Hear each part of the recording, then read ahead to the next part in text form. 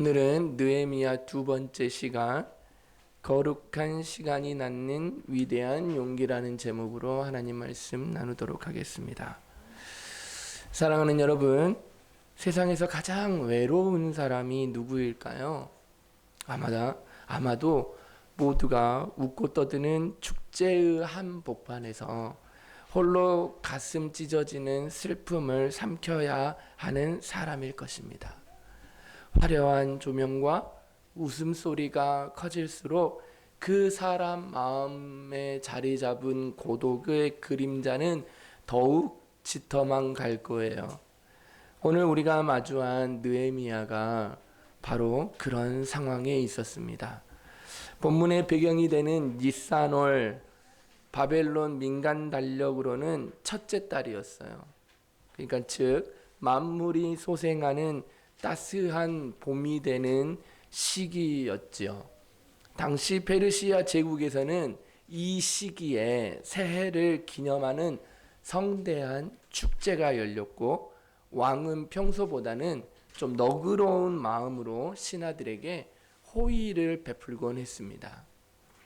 꽃 향기가 진동하고 기쁨의 포도주가 넘쳐나던 그 화려한 연회석 한가운데 아닥사스다 왕의 가장 신임받는 술관원 느헤미야가 서 있었죠.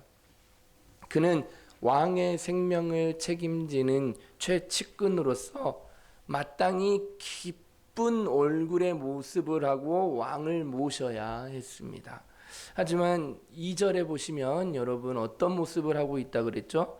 왕이 이렇게 말하고 있죠. 내가 병이 없거늘 어찌하여 시작 얼굴에 수심이 있느냐, 이는 필연 내 마음에 근심이 있음이로다. 여러분 여기서 수심이라 우리나라 번역이 뭐 그냥 꼭 걱정하는 듯이 보이거든요. 근데 그런 뜻이 아니에요. 이 수심이라는 말은요 아주 나쁘다라는 뜻이에요. 악하다라는 표현이에요.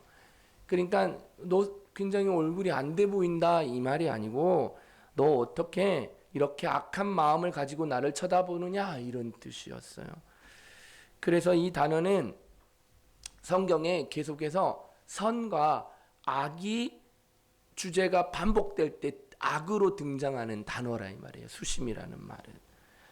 그래서 이 단어가 1절과 2절에 무려 3번이나 반복하여 사용됨으로써 이 축제의 분위기를 망칠 정도로 느헤미야의 얼굴이 나빠 보였다, 악해 보였다.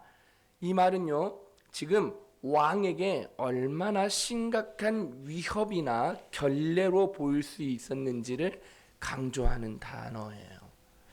도대체 무엇이 남부러울 것 없는 이 제국의 고위 관료가 되었던 느헤미야를 아프게 했을까요? 그리고 그 감출 수 없는 아픔은 어떻게 또한 위대한 하나님의 역사로 변화되었을까요?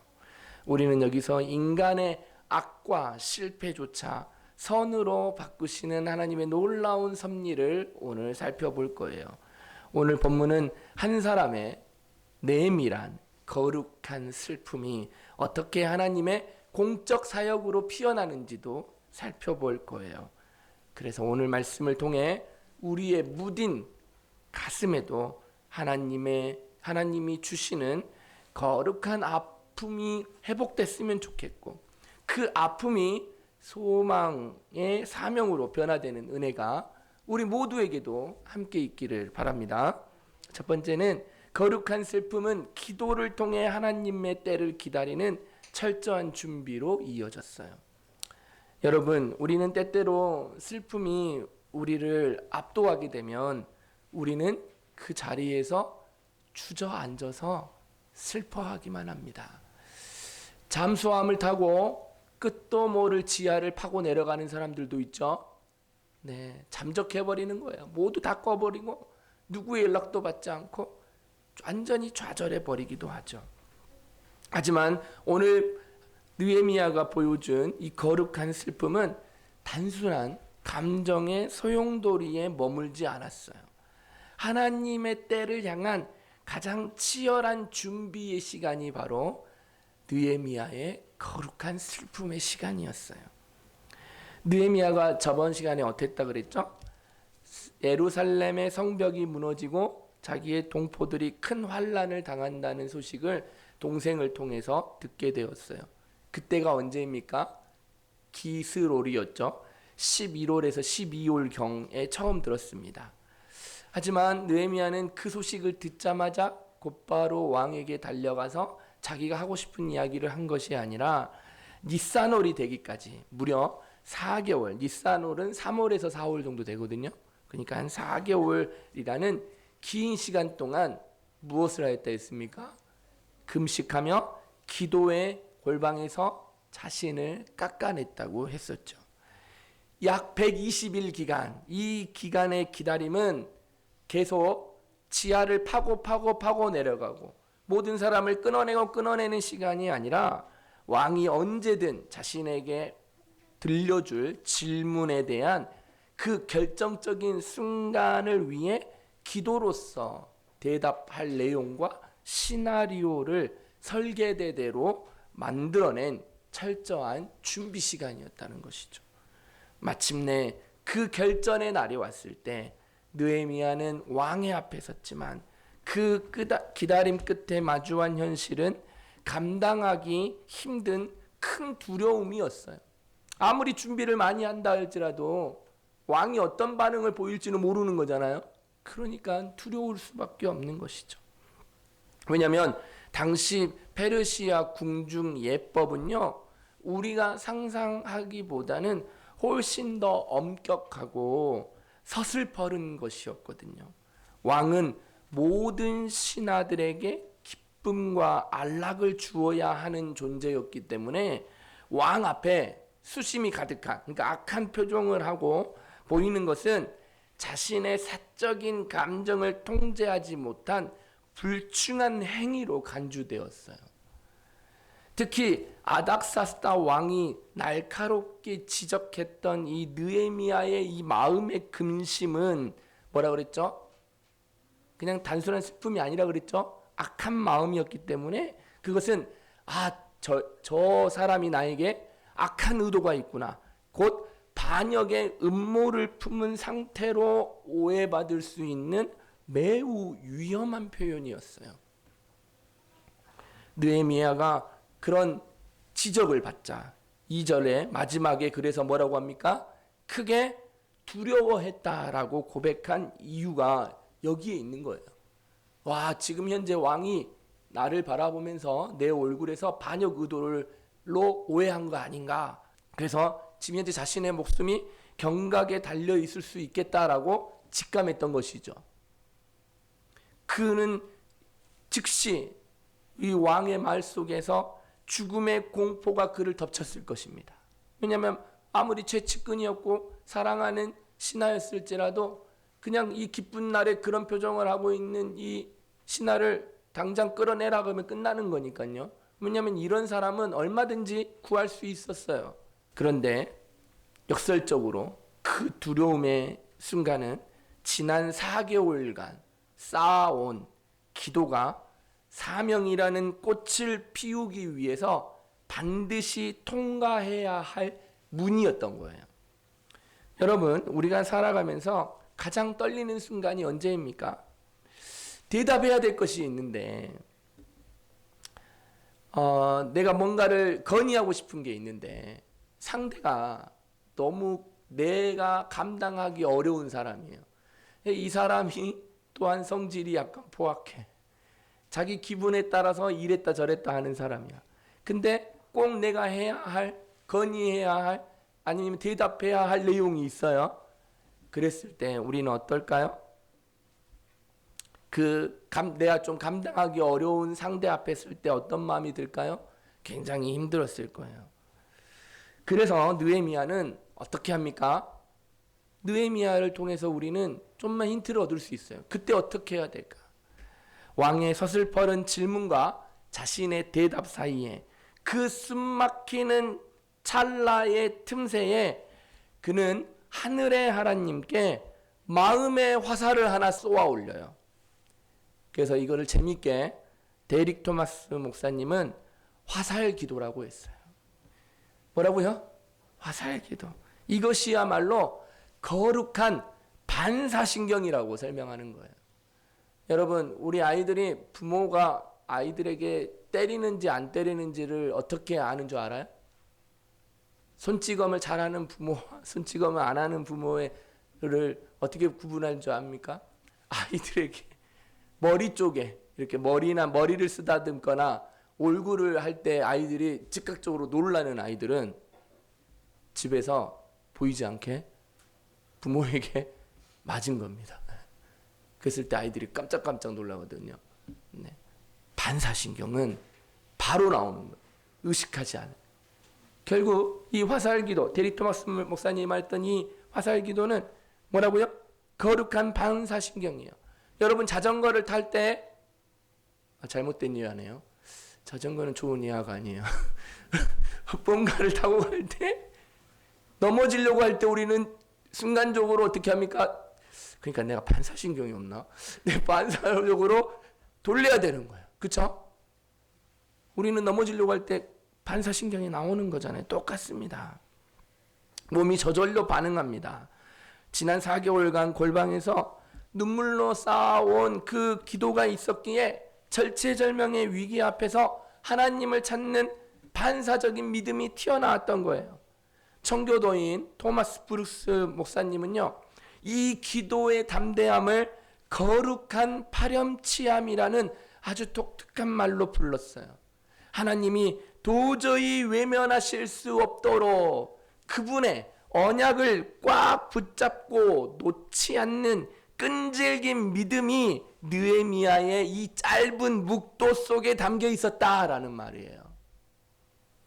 보십시오. 그 기도가 끝나자 느헤미야는 말을 덧붙이면서 왕이시여 그래도 도와주시면 좋겠습니다 라는 이 막연한 희망을 늘어놓지 않았어요. 그래서 유다 총독 파견부터 안전을 위한 통행증 성벽을 세울 제목에 이르기까지 미리 다 세팅해 놨어요. 4개월 동안 기도하면서 준비했던 거예요. 마치 준비된 설교의 도를 쫙 앞에 펼쳐 보이듯이 구체적이고 완벽한 요청들을 쏟아내는 것이죠. 그러니까 기도라는 것은 살려주세요, 살려주세요. 물론 그럴 수 있겠지만 기도는 단순히 감정만을 쏟아내는 자리가 아니라 하나님의 지혜로 현실을 이기는 가장 치밀한 준비 시간임을 그는 온몸으로 우리에게 보여주고 있어요. 여러분, 우리는 거대한 아픔을 마주할 때 종종 그 감정의 소용돌이에 휘말려서 정작 중요한 것은 놓칠 때가 많습니다. 하지만 하나님을 경외하는 자의 슬픔은 단순히 눈물에만 머물러서는 안 됩니다. 성경의 인물 에스더를 한번 떠올려 보십시오. 그녀 역시 민족이 통째로 사라져버릴지도 모른다는 끔찍한 위기 앞에서도 결코 서두르지 않았습니다. 에스더는 무작정 왕에게 달려가지 않았어요. 그 대신 먼저 3일간 철저한 금식과 기도를 통해 하나님의 도우심을 철저히 간절히 구하며 모든 주권이 하나님에게 있음을 인정했죠. 오늘 우리가 살폈던 이 느헤미야의 4개월이라는 기다림 또한 에스더가 보낸 그 간절한 3일과 본질적으로 같은 겁니다. 이 시간은 슬픔이라는 개인적인 고통이 기도의 골방을 통과하여 하나님의 사명으로 정제되는 과정이었던 거예요. 그저 울기만 했던 느헤미야가 아니라 왕의 마음을 움직이고 무너진 성벽을 다시 세울 구체적인 대안을 준비하는 현실적인 사명자로 거듭나는 하나님의 때였던 것이죠. 여러분, 우리가 살아가는 이 현대시대는 빨리빨리라는 속도에 중독되어 있습니다. 어떤 문제가 생기면 즉각적으로 눈에 보이는 해결책을 내놓아야만 유능하다고 평가를 받기 때문이죠. 하지만 빨리빨리 한다고 모든 게 좋은 게 아닙니다. 하나님의 일하심, 즉 영적인 원리는 세상의 속도전과 다르기 때문이에요. 우리는 우리 자녀들이 내 생각과 다른 길로 걸어갈 때, 공동체가 갈등이 있고 분열이 일어날 때, 깨어진 가정의 시린 아픔을 마주할 때, 직장 속에서 내 마음대로 되지 않는 어떤 일들이 있을 때, 내가 계획했던 앞으로의 진로가 내 생각과 다른 길로 펼쳐질 때 우리는 그 상황을 바꿔보려고 안달합니다. 하지만 조급한 자는 궁핍함에 이를 뿐이라는 사실을 기억하십시오. 우리에게 필요한 것은 세상의 유능함이 아니라 하나님의 뜻을 묻는 머뭇거림이라는, 그냥 머뭇거림이 아니라 거룩한 머뭇거림이라는 것을 기억하시기 바랍니다. 느헤미야가 보낸 이 4개월의 침묵, 에스더가 보낸 3일간의 금식의 시간은 결코 버려진 시간이 아니에요. 하나님께서는 우리가 겪는 이 소소한 사건 하나하나의 배후에서도 당신의 뜻을 이루기 위해 쉼없이 일하고 있다는 사실을 잊지 마시기 바랍니다. 그러므로 성급하게 내 판단과 지혜로 결론을 내리지 마세요.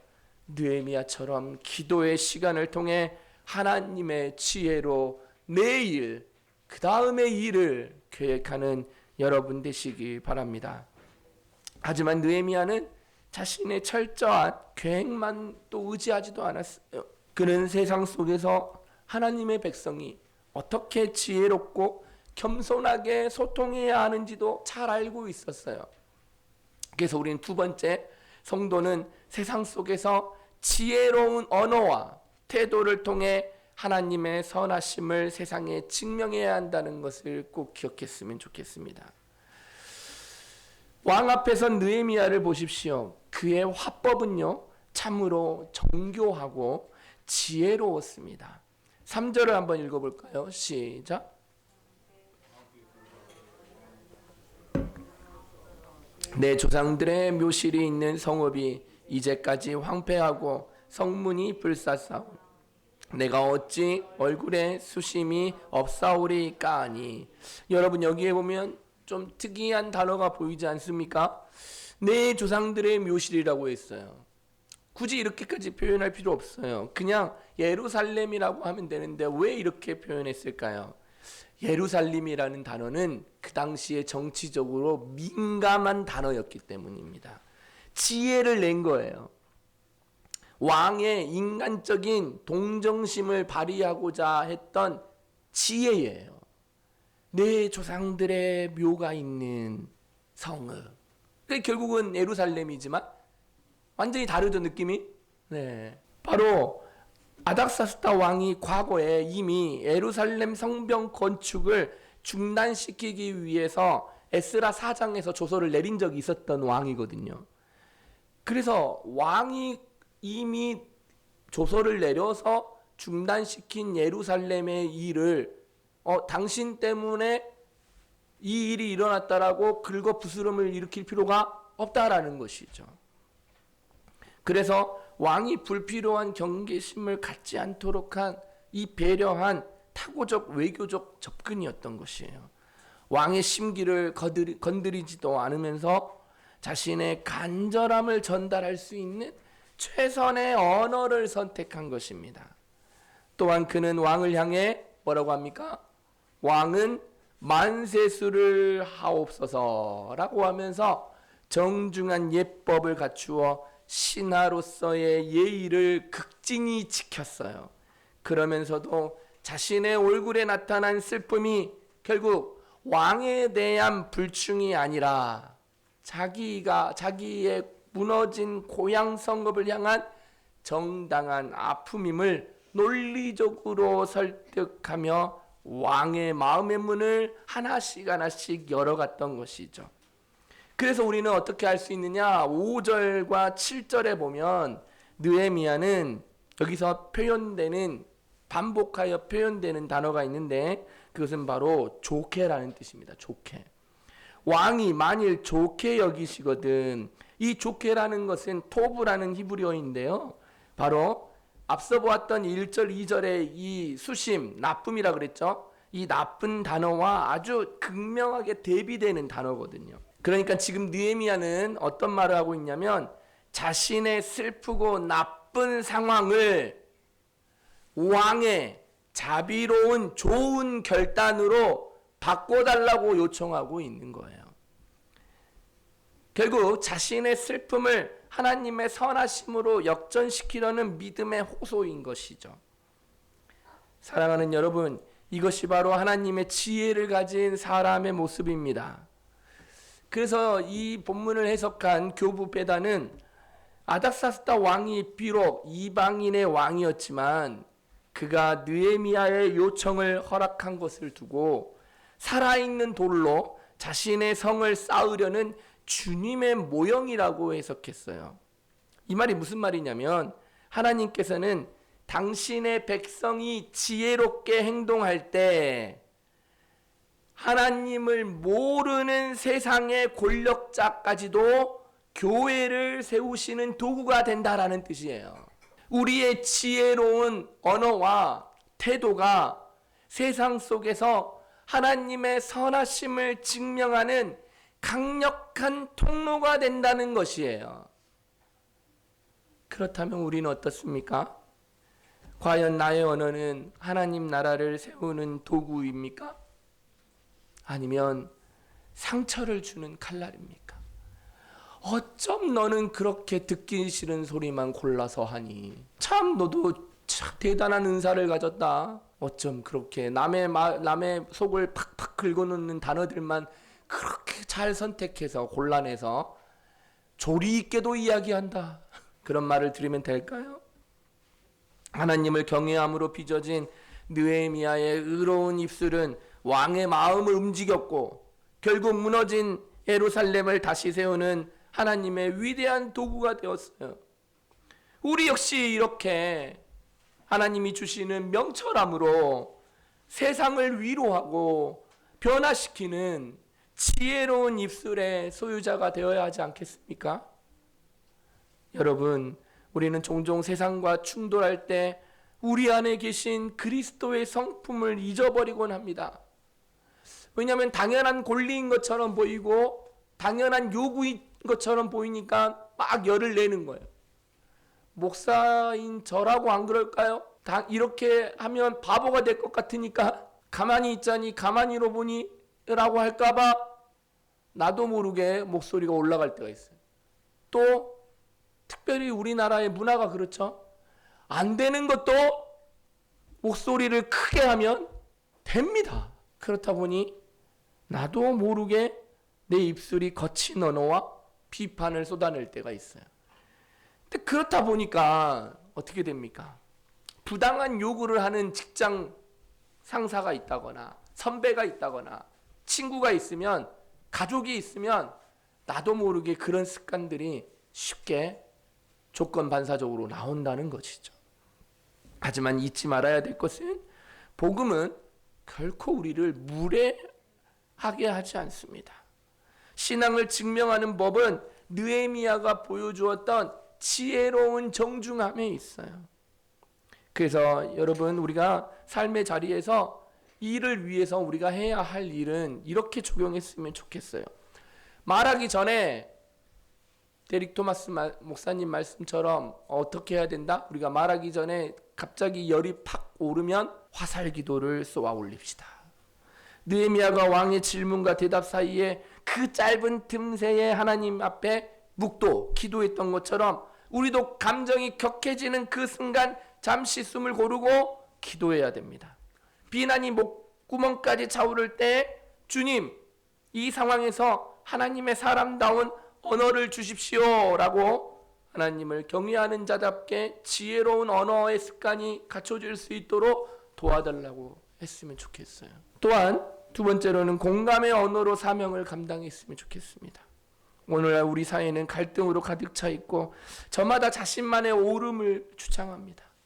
이러한 현장 속에서 그리스도인은 무엇보다 상대방의 아픔에 먼저 귀를 기울여야 합니다. 여러분, 듣는 귀에 익숙하십니까? 말하는 것을 좋아합니까?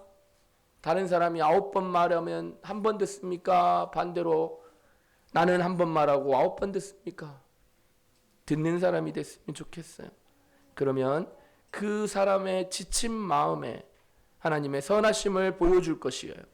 이것은 인간의 처세술이 아니라 하나님이 우리를 세상의 구원자로 부르신 거룩한 직분의 실천임을 잊지 마시기 바랍니다.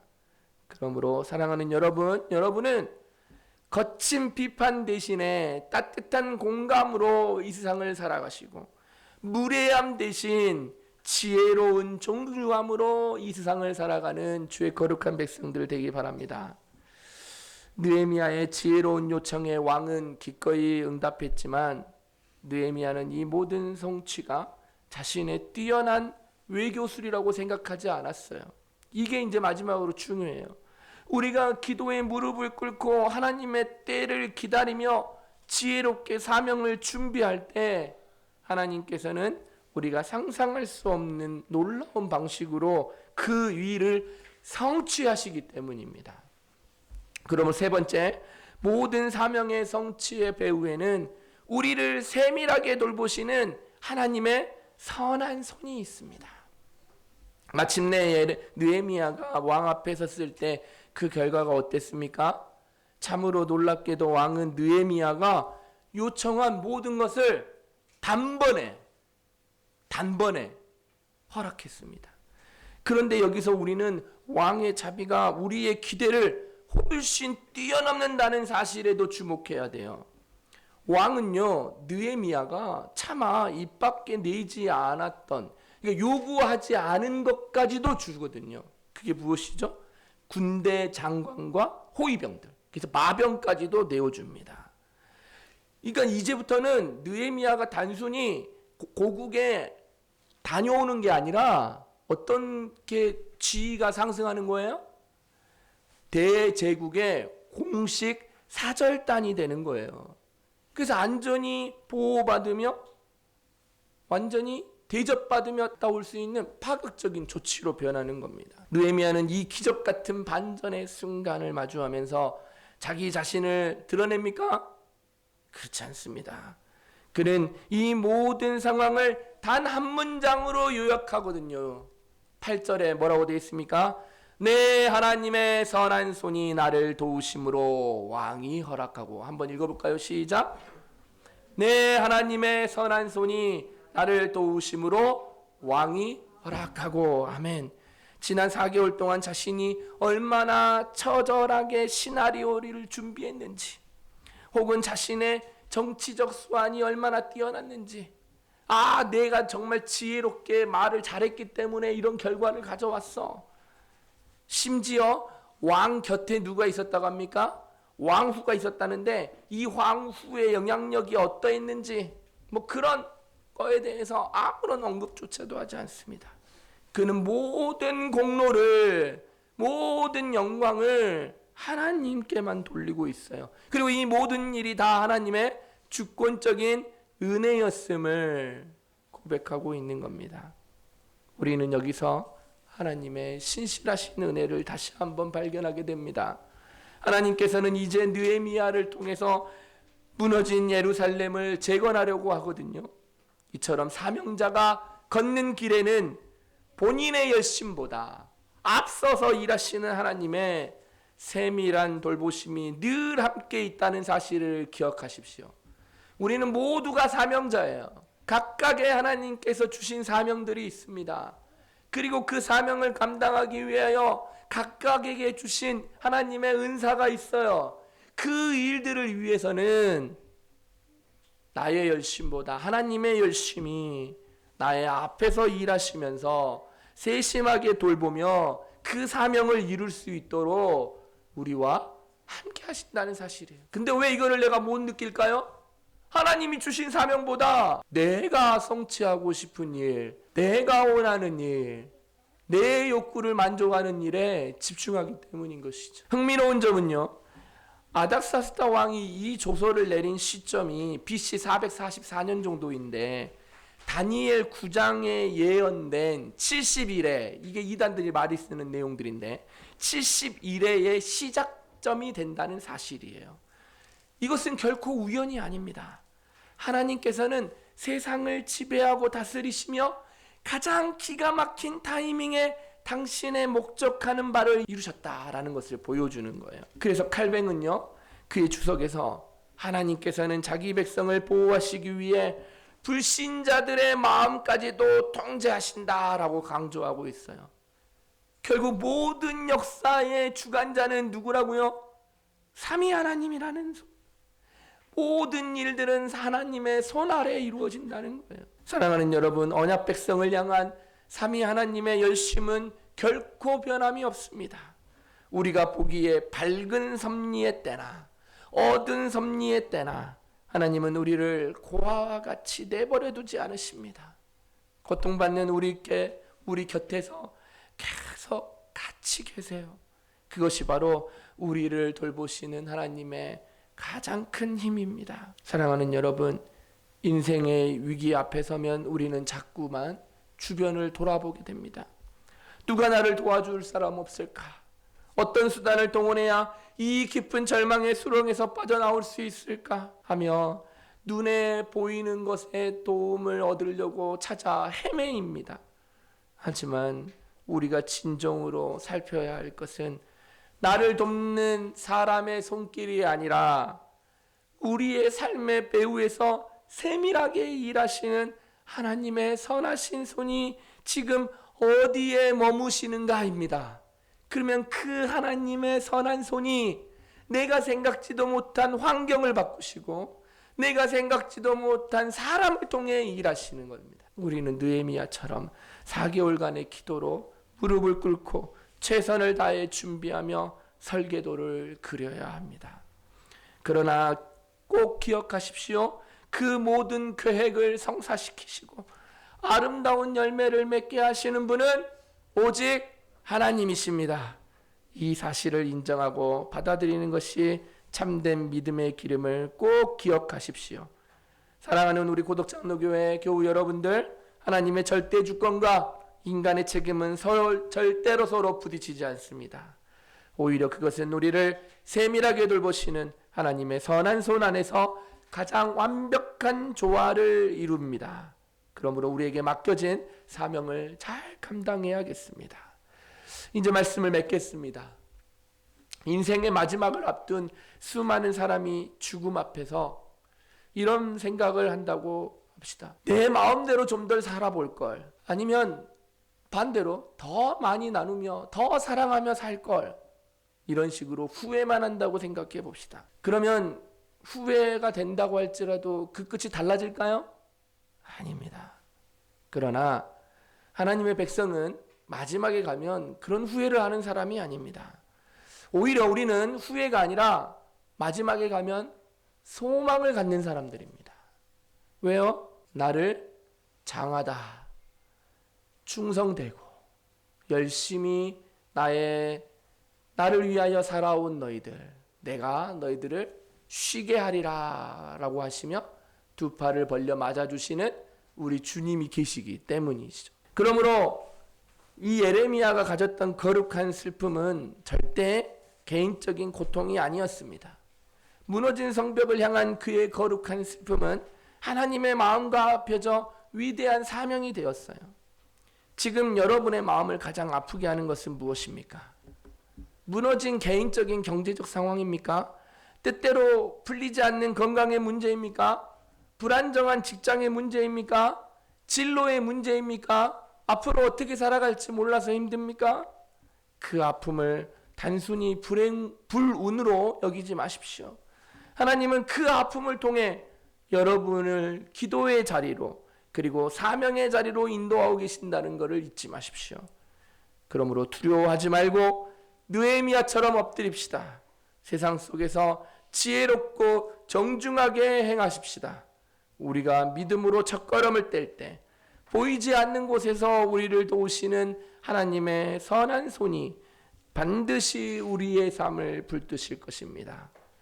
우리 모든 교우들 삶 속에 이런 믿음의 실제가 현실이 되기를 주님의 이름으로 간절히 축원합니다.